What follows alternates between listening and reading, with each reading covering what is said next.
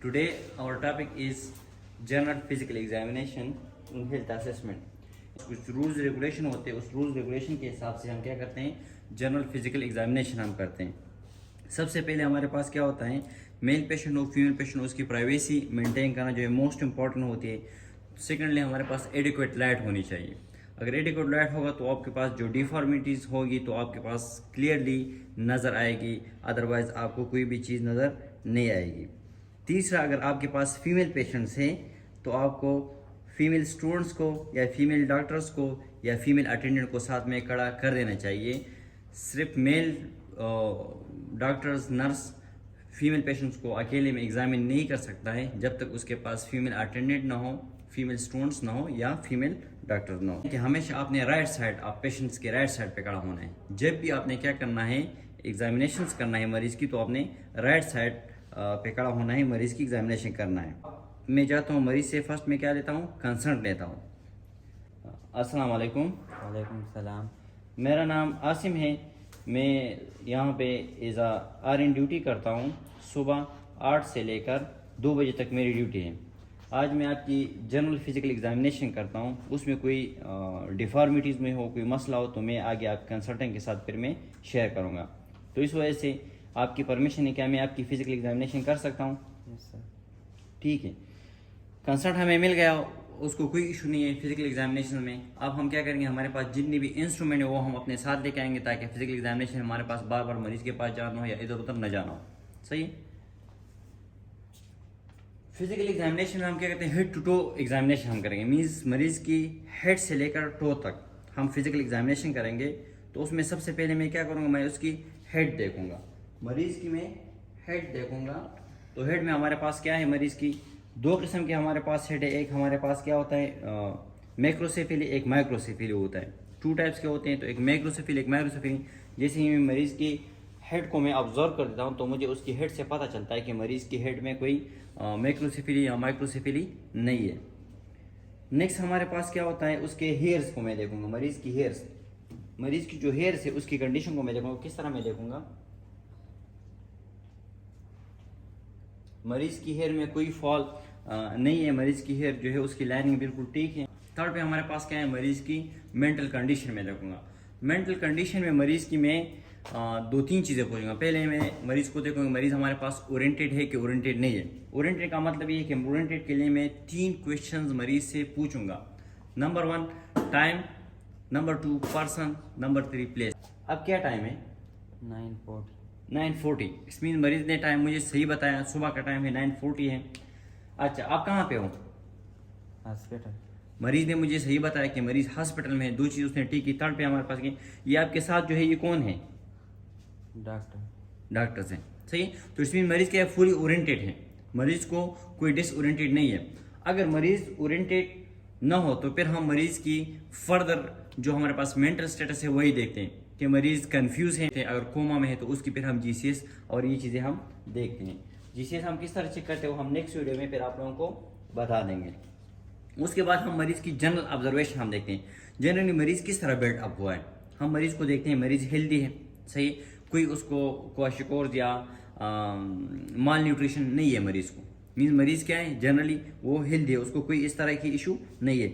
न माल नरिश है न ओबीज हैं। अगर मरीज़ बहुत ज़्यादा माल नरिश हो तो इसमें उसमें मल्टीविटामिन और इन चीज़ों की बहुत ज़्यादा कमी होती है। अगर मरीज़ बहुत ज़्यादा ओबीज हो तो उसमें मल्टीपल डिजीज हो सकते हैं। स्पेसिफिकली हमारे पास डायबिटिक, कार्डिक्स, किडनीज वगैरह बाकी डिजीज जो है वो उसमें हो सकते हैं। उसके बाद हमारे पास जनरल एग्जामिनेशन के लिए हमारे पास एक रिव्यू है, जनरली हम करते हैं। उसमें हमारे पास PICCLE ये हमारे पास एक क्राइटेरिया है। उस हिसाब से हम क्या करते हैं, जनरल एग्जामिनेशन करते हैं। P का मतलब क्या है, पेलर। C का मतलब क्या है, साइनोसिस। C का मतलब क्या है, क्लबिंग्स। L का मतलब क्या है, लिम्फेडेनोपैथीज। E का मतलब क्या है, एडिमा। यही चीज़ हम जनरली बॉडी में उस मरीज़ की हम देखते हैं। पहले हमारे पास क्या है, हम मरीज़ की फेस को देखते हैं, नेल्स बिट्स को देखते हैं। फेस और नेल्स बिट में तो मरीज़ की कोई येलोविश तो नहीं है, सही है। अब जनरली हम लोग करते हैं मरीज़ की फेस को, इधर से हम देखते हैं मरीज़ की फेस को इस तरह, सही। फेस उसका क्या है, रेड है, उसमें कोई येलोविश हमारे पास नहीं है। येलोविश डिस्कलरेशन ऑफ स्किन हो या टिश्यू या बॉडी फ्लूइड हो, क्यों होगा ये, बाइल पिगमेंटेशन की वजह से होता है। किस वजह से होता है? बाइल। अगर मरीज की फेस हमारे पास येलोविश होगा तो ये हमारे पास बाइल पिगमेंटेशन की वजह से होता है। बाइल पिगमेंटेशन मीन्स उसके बिलिरुबिन लेवल हमारे पास ज़्यादा हुआ है, इसलिए मरीज की जो जनरल स्किन जो है वो क्या होगा, आपके पास येलोविश होगा। हम देखें उसके आईलेट को, सही, हम किस लिए, हम इनेमे के लिए देखते हैं कि मरीज की इनेमे है। अब मैं उसकी आईलेट किस तरह देखूंगा, मैं नीचे की तरफ खींच लूँगा, बिल्कुल ऊपर देखूँ, उसका आईलेट नीचे मैं देखता हूँ, ये हमारे पास क्या है, रेडिश है, सही, कि उसमें येलोविश डिस्कलरेशन नहीं है, सही। फिर मैं ऊपर की तरफ बिलाल नीचे की तरफ देखूँ, इस तरह ऊपर में भी उसका स्केलरा देखूंगा कि स्केलरा उसका क्या है, वाइटिश या येलोविश हमारे पास नहीं है, नॉर्मल है हमारे पास स्केलरा। अच्छा, उसके बाद हम किस चीज़ पे आते हैं, हमारे पास हम फेस हमने देखा, सही है, उसके हम टंग पे आते हैं। किस चीज़ पे आते हैं, हमारे पास हम टंग पे आते हैं कि मरीज़ की टंग किस तरह है। अच्छा, जुबान को बाहर निकालो, हाँ, मरीज़ की जो टंग से उस पर कोई येलोविश कलरेशन या वाइटिश कोई भी लेयर उसके ऊपर नहीं है, तो मरीज़ की टंग हमारे पास क्या है, नॉर्मल है। लिप्स हमने देखी, उसका हमारे पास नॉर्मल है। लिप्स में यहाँ पे हमारे पास क्या होता है, एंगुलर स्टोमेटाइटिस होता है। क्या होता है, एंगुलर स्टोमेटाइटिस, वो यहाँ पे मरीज़ का नहीं है, कि यहाँ पे इस जगह पे क्या होता है, एंगुलर स्टोमेटाइटिस होता है, वो मरीज़ के यहाँ पे नहीं है ना। फेस के ऊपर उसका कोई स्कार वगैरह भी कुछ भी नहीं है। अच्छा, उसके बाद हमारे पास हम किस चीज़ पे आते हैं, नेल्स पे आते हैं, सही। मरीज़ की हम नेल्स देखते हैं। ये कॉमनली जो आपके पास बिलिरुबिन लेवल है वो आपके पास कितना है, 0.228 mg पर डीएल है। अगर 2 mg से आपके पास बिलिरुबिन ज़्यादा होगा तो मरीज़ का पूरा स्किन लेयर जो है वो सब क्या होगा, आपके पास येलोविश कलर होगा। क्या होगा, येलोविश कलर होगा। तो इसलिए हमारे पास साइनोसिस की तरफ हम आते हैं। नेक्स्ट साइनोसिस हम कहाँ पे देखेंगे, हम नेल्स में देखेंगे। हाथ को इस तरह करो बिला, दोनों हाथ मरीज ने इस तरह के, मैं नीचे से मरीज को हाथ को सपोर्ट दूंगा, सही, सपोर्ट मैंने दे दिया। तो मैं पहले क्या देखूंगा, मरीज़ की नेल्स बिट देखूंगा। ये मेरे पास मरीज़ की नेल्स बिट मैंने देख ली, सही है। इसमें मुझे कोई येलोविश कलरेशन नहीं आ रहा है, येलोविश कलरेशन हमारे पास मरीज़ की नेल्स बिट में नहीं आ रहा है। जब येलोविश कलरेशन हमारे पास मरीज़ की बिट में, डिस्कलरेशन हमारे पास नहीं आ रहा है, तो 2 टाइप्स के आपके पास साइनोसिस है। कितने, 2 टाइप्स के आपके साइनोसिस है। एक आपके पास पेरिफेरल साइनोसिस है, आपके पास सेंट्रल साइनोसिस है।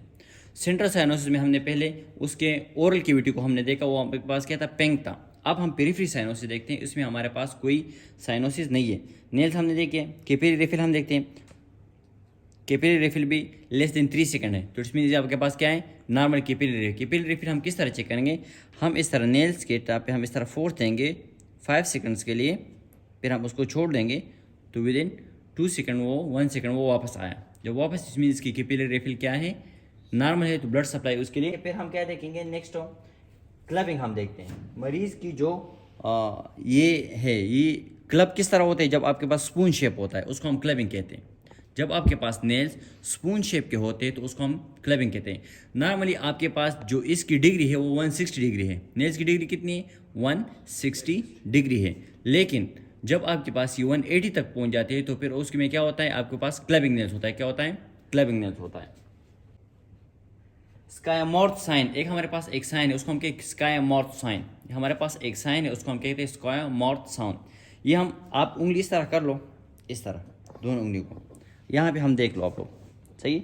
यहाँ पे ये आपके पास जो बीच में, इसके यहाँ पे जो बीच में स्पेस होता है, अगर ये स्पेस ख़त्म होता है और उसके जो फिंगर है वो एक दूसरे के साथ अटैच नहीं होते, तो फिर क्या होगा, सही, ये आपके पास फिर पॉजिटिव साइन होगा, वो फिर आपके पास क्लबिंग नेल्स होंगे। लेकिन इसके नेल्स क्या है, आपके पास नॉर्मल है, यहाँ पे आपके पास स्पेस नजर आता है, तो इसको हम क्या कहते हैं, स्कायामॉर्थ साइन हम उसको कहते हैं। अच्छा, उसके बाद हमारे पास हम क्या देखते हैं, हम मरीज की लिम्फ नोड देखेंगे। क्या देखेंगे, लिम्फ नोड देखेंगे हम मरीज की। लिम्फ नोड हम किस तरह देखते हैं, हम हेड देखेंगे, हम मरीज को बैठाएंगे। क्या करेंगे, मरीज को हम बैठाएंगे। अच्छा, आप बैठ जाओ।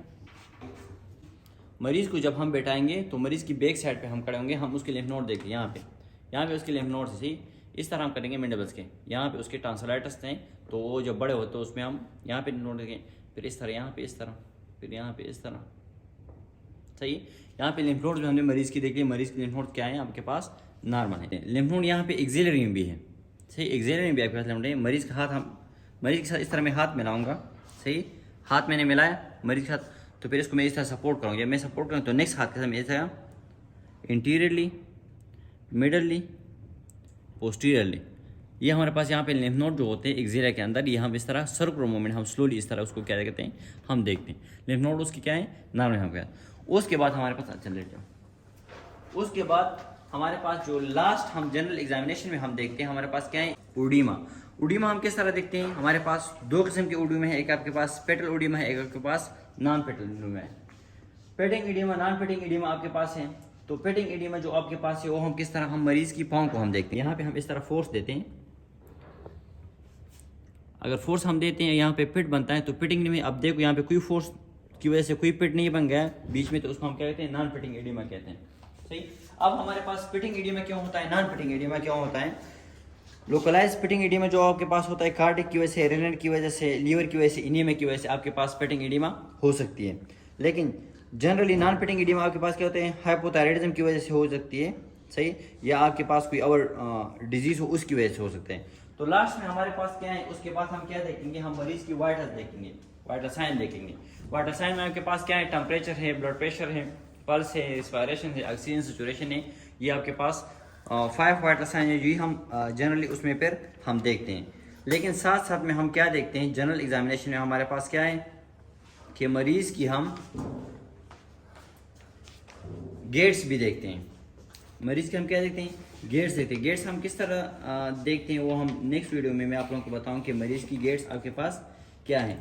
अब इस मरीज में हमने जो कॉमनली चीज़ें हमने देख ली, पल्स हमने देखा उसका 84 था, नॉर्मल था। बीपी उसका 120/80 था, नॉर्मल था। रिस्पायरेशन उसका 18 पर मिनट था, नॉर्मल था। टेम्परेचर उसका 98.8 फ़ारेनहाइट था, नॉर्मल था। पेलर उसमें एब्सेंट है, साइनोसिस जो है वो एब्सेंट है, जॉइंटस एब्सेंट है, क्लबिंग एब्सेंस है, कोलिनीशिया उसमें एब्सेंस है। स्प्लेंटर हेमरेज जो नेल्स में हम देखते हैं, स्प्लेंटर हेमरेज आपके पास क्या है, जो नेल्स के अंदर आपके पास कैपिलरी रप्चर्स होते हैं तो उसको स्प्लेंटर हेमरेज कहते हैं, वो आपके पास एब्सेंस है। लिकोनीशिया जो वाइट कलर होती है आपके नेल्स में वो आपके पास एब्सेंट है इसमें।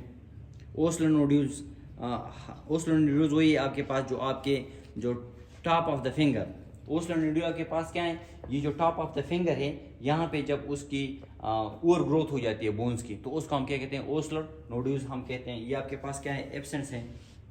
अच्छा, हर्बेंडर नोड्यूल्स जो आपके पास ये मिड जो है ये प्रोक्सिमल, ये आपके पास क्या होता है, ओवर ग्रोथ इसमें होता है, उसको हर्बेंडर नोड्यूल्स कहते हैं हमारे पास।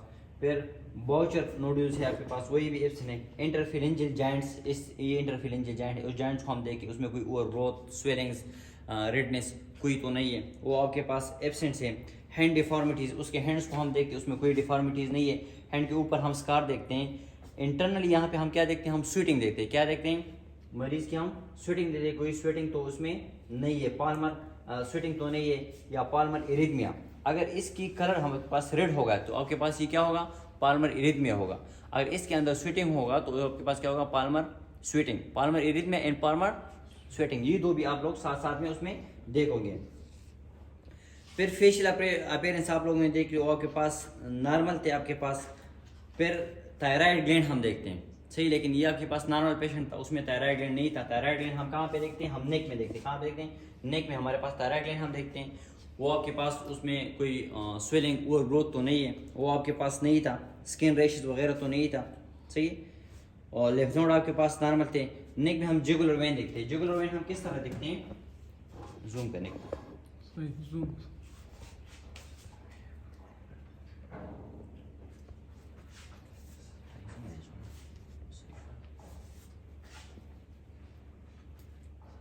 उस साइड पे देखो, यहाँ पे हम क्या देखते हैं, जूम का, यहाँ पे हम क्या देखते हैं, हम जुगुलर वेन हमारे पास होता है। ये क्या होता है, जब मरीज सांस लेते हैं तो उसकी वजह से वो उभर जाता है, मींस स्वेलिंग हो जाती है, वेन्स आपको क्लियर नजर आता है। लेकिन इस मरीज का जुगुलर वेन नहीं तो आपके पास कोई भी चीज़ नजर नहीं। एंकल एरिथ में डिहाइड्रेशन, मरीज की डिहाइड्रेशन हम किस तरह चेक करेंगे, हाथ में हम इस देखो, यहाँ पे हम डिहाइड्रेशन मरीज किस तरह चेक करेंगे, देख लो। ये डिहाइड्रेशन मरीज का यहाँ पे नहीं है, क्योंकि इसमें हमने ये कॉमनली फिजिकल एग्जामिनेशन था, हम मरीज के हमने कॉमनली ये फिजिकल एग्जामिनेशन हमने पूरे मरीज का किया। तो इस फिजिकल एग्जामिनेशन को फिर हम डॉक्यूमेंट करते हैं। एंड में किस तरह डॉक्यूमेंट करते हो मैं आप लोगों को लास्ट स्लाइड में है, आप लोग देख लो, उसमें हमने किस तरह डॉक्यूमेंट किया। तो यही सब चीज़ें हम मरीज की हम देखते हैं।